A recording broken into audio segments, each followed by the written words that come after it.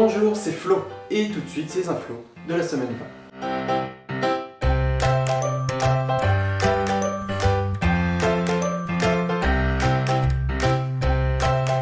Lundi, 20 minutes nous rapporte une histoire complètement insolite. Deux voleurs amateurs ont eu quelques problèmes durant le braquage d'une bijouterie à Stockholm, en Suède. Ils avaient pourtant tout prévu. Des cagoules, pieds de biche, ils avaient aussi un pistolet et un scooter pour partir. Why not? Qu'est-ce qui s'est passé? Eh bien, la première personne essaye d'ouvrir la porte au pied de biche, pendant que l'autre essaye de faire fonctionner son pistolet. Il essaye.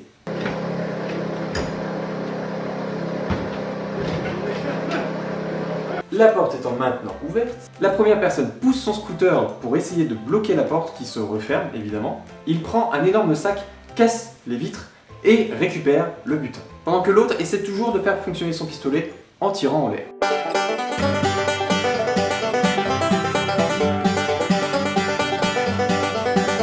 Au moment de repartir, les deux braqueurs n'arrivaient pas à faire démarrer le scooter.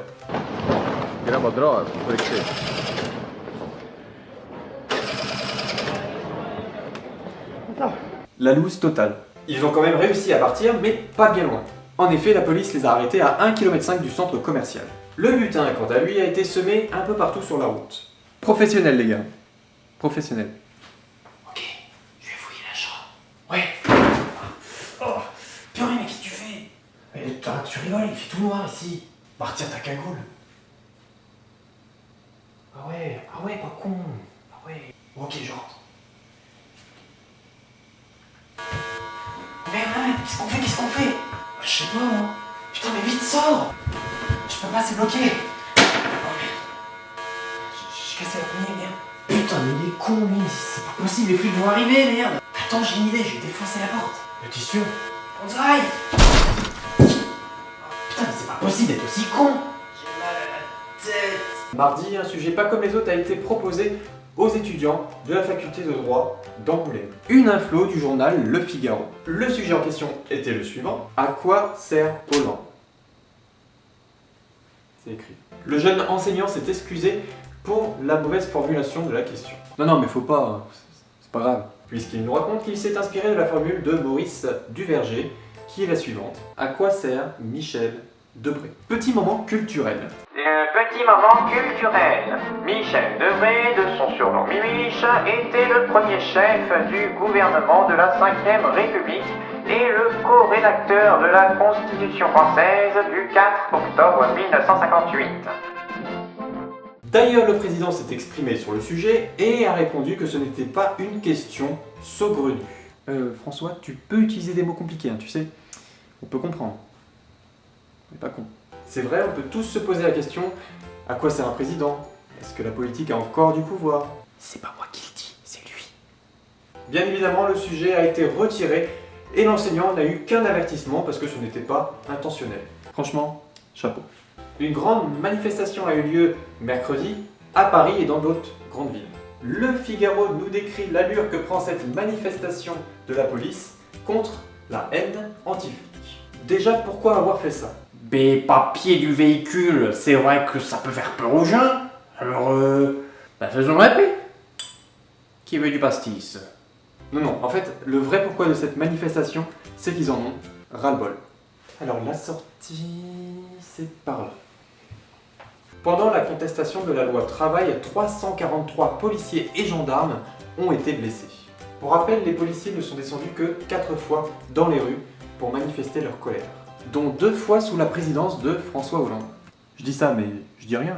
À Paris, une voiture a même été incendiée. 4 à 5 personnes ont lancé des projectiles et mis le feu au véhicule. C'est vraiment honteux. Bien sûr, le FN s'est présenté pour appuyer la cause. Il n'aurait pas loupé cette occasion, ce serait dommage quand même. La manifestation a continué jusqu'à 16h30 dans toute la France. Et ça s'est fini comme ça. Bon les gars, apéro? Je plaisante, hein, c'est de l'humour.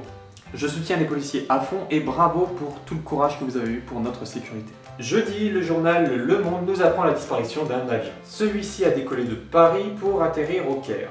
Mais une fois qu'il avait dépassé la frontière grecque, plus de traces de lui sur les radars. Mesdames et messieurs, ici le commandant de bord qui vous parle. Nous allons maintenant passer la frontière égyptienne. Veuillez baisser la tête et accrochez votre ceinture. Merci.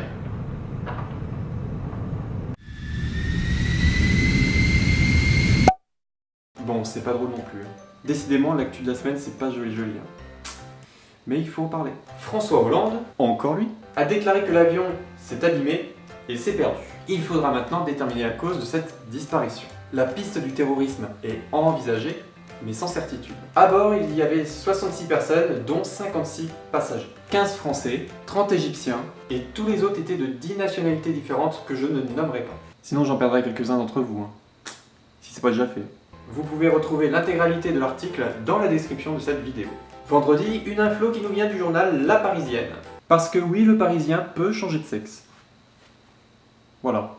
Bref, on s'en fout. Cette info nous annonce que le paquet de cigarettes va devenir neutre ce jour. Pour le moment, le gouvernement a juste obligé les fabricants de sortir sur les lignes de production les nouveaux emballages d'une couleur obligatoire. Ça rigole plus maintenant, hein?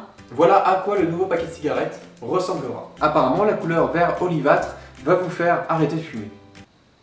Si, ils en sont persuadés. Mais qu'est-ce qu'ils sont mignons! Maintenant, vous avez jusqu'au 1er janvier 2017 pour vider les stocks. Et ensuite, on pourra dire adieu au beau paquet de cigarettes. Désolé les collectionneurs. Ah bah c'est dommage, j'avais à peine commencé. Vous devriez arrêter de fumer, monsieur. Je suis pas un monsieur, je suis une femme. Elle est belle cette maison sinon, hein? Beau décor. Quelques chiffres. En France, 34% de la population sont des fumeurs. Et la cigarette cause 800 000 morts chaque année. Alors, arrêtez cette connerie. Bon voilà, c'est la fin de cette vidéo, merci de l'avoir regardée. Vous pouvez vous abonner à ma chaîne. Et j'ai aussi ouvert une page Facebook. Elle s'appelle Les Inflos. Elle est toute fraîche. N'hésitez pas à me dire ce que vous avez pensé de cette vidéo en commentaire. Ou mettez-moi un coup de pouce. Coup de pouce. On se retrouve samedi prochain. Sur ce, prenez soin de vous. Tchuss.